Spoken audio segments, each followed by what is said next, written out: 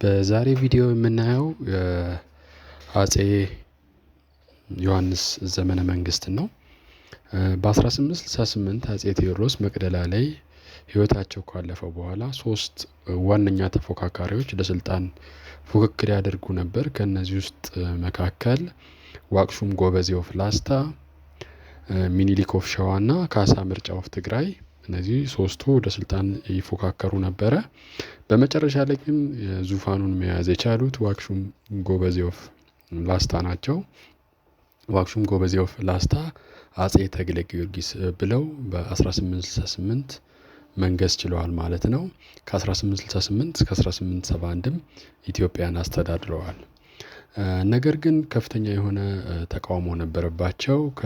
ይህንን ተቃውሞ ከሚያደርጉት መሳፍንቶች መካከል ካሳ ምርጫ ኦፍ ትግራይ በዋናነት ይጠቀሳሉ። ካሳ ምርጫ ኦፍ ትግራይ ጀነራል ናፒር በብዙ ሺህ የሚቆጠር የጦር መሳሪያ ድጋፍ በማግኘታቸው የታጠቀ ዘመናዊ ጦር ነበራቸው።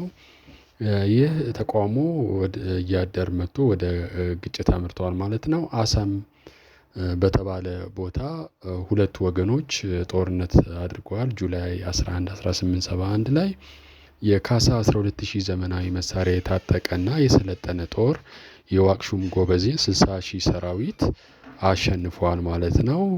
ከዛም በኋላ ጃንዋሪ 21 1872 አጼ ዮሐንስ አራተኛ ተብለው ዙፋኑን መቆጣጠር ችለዋል ማለት ነው።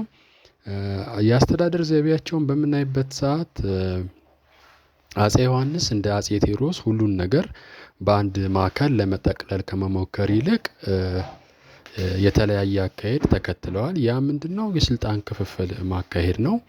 በዚህም የክልል መሳፍንት እንደ ሸዋው ሚኒሊክ፣ እንደ የጎጃሙ ራስ አዳል ተሰማ የንጉስነት ማዕረግ ይዘው ግዛታቸውን እንዲያስተዳድሩ ፈቅደዋል። ይህም የሚሆነው ግን የእሳቸውን የበላይነት እስካመኑ ድረስ ነበር ማለት ነው። በተጨማሪ ደግሞ ሊቼ በተባለ ቦታ በ1870 ከአጼ ሚኒሊክ ጋር ስምምነት ተፈራርመዋል። የስምምነቱ ዋነኛ ፍሬ ሀሳብ ምንድነው? አጼ ሚኒሊክ ለአጼ ዮሐንስ ታዛዥ መሆናቸውን አረጋግጠዋል። በምላሹም አጼ ዮሐንስ የሸዋ ንጉስ አድርገው እውቅና ሰጥተዋቸዋል ማለት ነው ለሚኒሊክ። ወደ ሃይማኖቱ ስንሄድ አጼ ዮሐንስ በፖለቲካው ሊበራል ነበሩ። በሃይማኖቱ ግን እጅግ ጠንካራ የነበሩ ሰው ናቸው። በተለይም የኢትዮጵያ ኦርቶዶክስ ቤተክርስቲያን ውስጥ የነበረውን የጸጋ ቅባት ተዋህዶ የሚሉ ክርክሮች በቦሩ ሜዳ በ1878 በተደረገ ሃይማኖታዊ ስብሰባ ይህ ክርክር እንዲቆምና ተዋህዶ ብቸኛ ትክክለኛ እምነት እንዲሆን ወስነዋል። በተጨማሪ በወሎ የሚኖሩ ሙስሊሞች በግዴታ ክርስትናን እንዲቀበሉ፣ ያን የማያደርጉ ከሆነ ደግሞ ንብረታቸውን እንደሚያጡ በማስገደድ ብዙ ሙስሊሞች ወደ ክርስትና እንዲቀየሩ ማድረግ ችለዋል ማለት ነው። የውጭ ወረራን በተመለከተ አጼ ዮሐንስ ታላቅነት የሚመዘነው ሀገርን ከውጭ ወራሪዎች በመጠበቅ ረገድ ባሳዩት ቆራጥነት ነው። በተለይም የጉንደትና የጉራ በተባሉ ቦታዎች ላይ የግብፁ ከዲቭ እስማኤል የኢትዮጵያን ቅኝ ለመግዛትና የአባይን ምንጭ ለመቆጣጠር ከፍተኛ የሆነ ዘመናዊ መሳሪያ የታጠቀ ጦር በመላክ ወረራ መፈጸም ችሎ ነበር። ነገር ግን አጼ ዮሐንስ ከዋና የጦር አዛዣቸው ራስ አሉላ እንግዳ ጋር በመሆን በሁለቱም የጦር ግንባሮች ማለትም በጉንደትና በጉራ በ1875 እና 76 ግብጾችን ማሸነፍ ችለዋል ማለት ነው።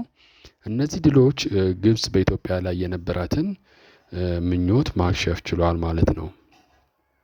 ሌላው አጼ ዮሐንስ ከብሪታንያ መንግስት ጋር ያደረገው ስምምነት ነው። ይህ ስምምነት የህይወት ስምምነት ይባላል።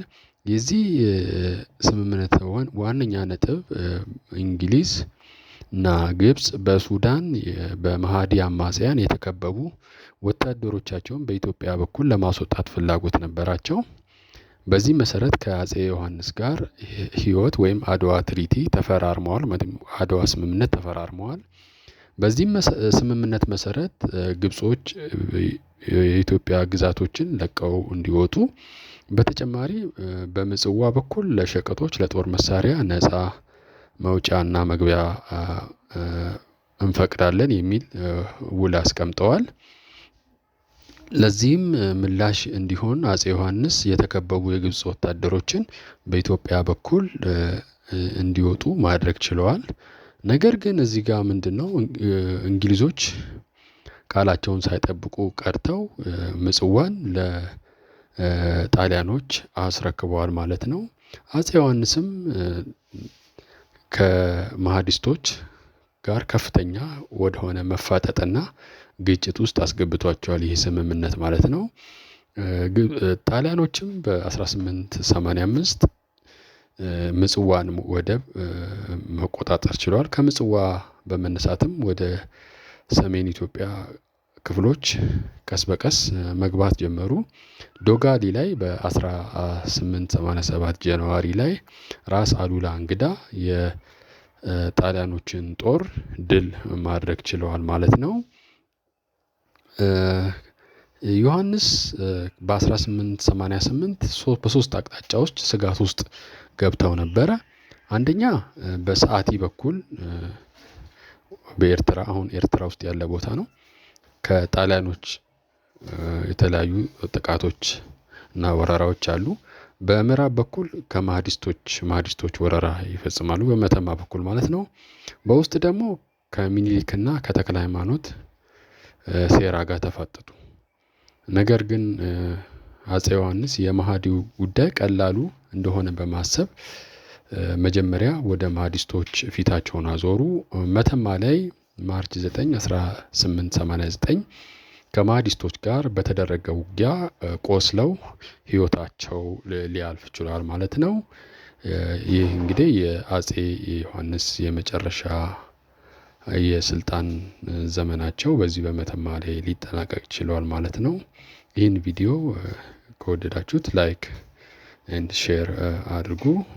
መልካም ጊዜ